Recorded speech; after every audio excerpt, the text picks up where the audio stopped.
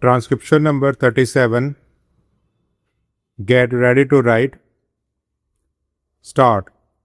Madam Deputy Chairman, I rise to participate in this discussion not with a view to ventilate particular grievances or to secure concessions and relief in the taxation measures. I am one of those who believe that there is no justification for additional taxation unless the conditions laid down by the Taxation Inquiry Commission are complied with.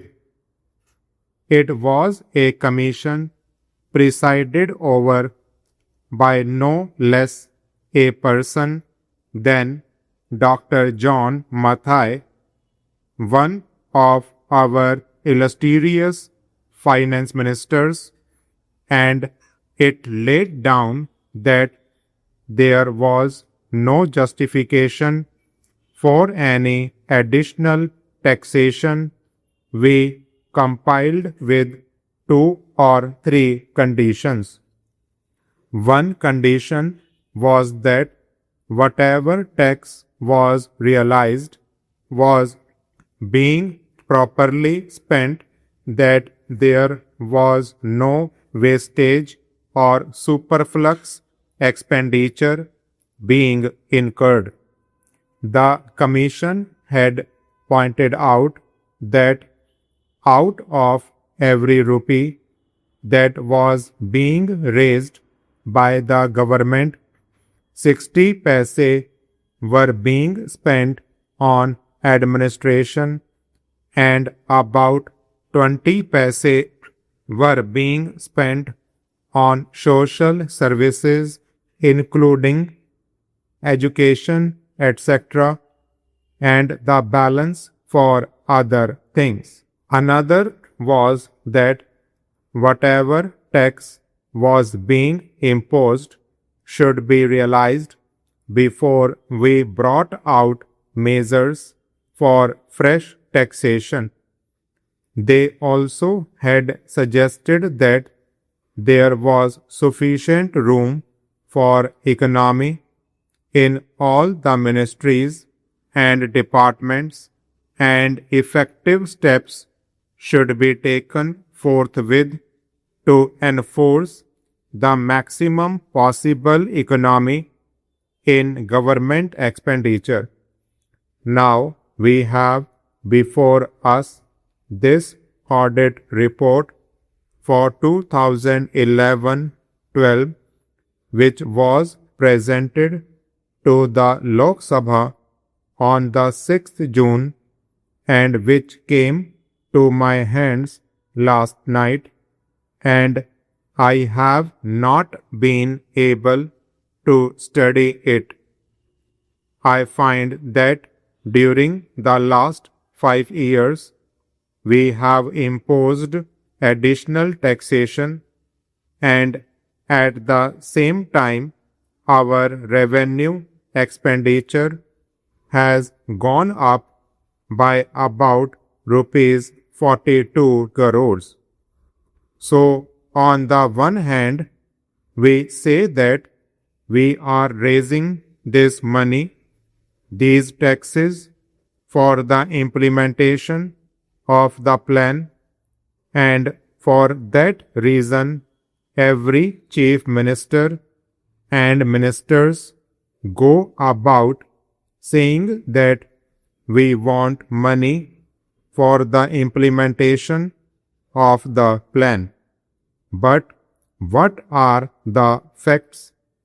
We find that the money that has been raised is being used for administrative purposes. So it is not correct to say that.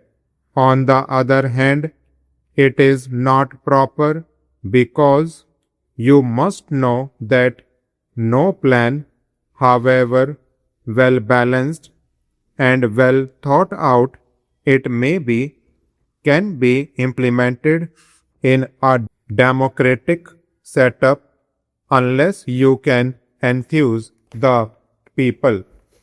We have been depending either on foreign aid or on indirect taxation or deficit financing, and more than once I have pointed out that these measures will not help to enthuse the people, and unless the people are enthused, we will not have any successful results so far as planning is concerned.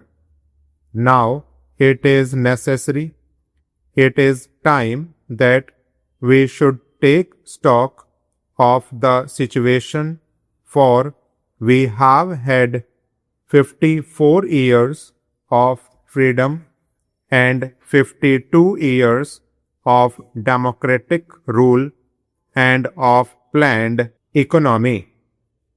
What are the results? I am not one of those who minimize our achievements. We have had some achievements which are remarkable, of which we can be proud. We have had 3 general elections, and we can be proud of all this. But it is equally true that the expectations of the people remain mostly unfulfilled. They remain unrealized. What are the expectations of the people? They wanted an adequate supply of drinking water. They wanted a little more wholesome food in their stomachs, a little more clothes on their bodies, a stronger roof over their heads, freedom from the clutches of the corrupt officials and the grabbing intermediaries, and spider justice.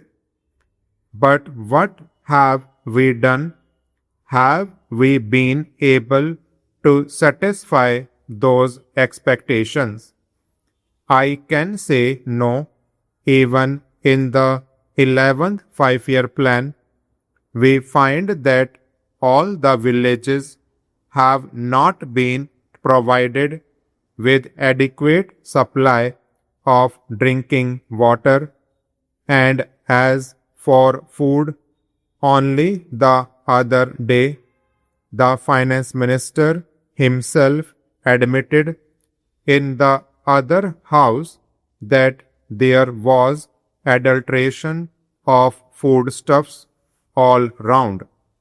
Know only that a former health minister admitted in this house that it was difficult to get any article of food unadulterated. Then what is the use of talking about pure food articles and of other health facilities when the people are getting articles which are as good as poison? They are injurious to health.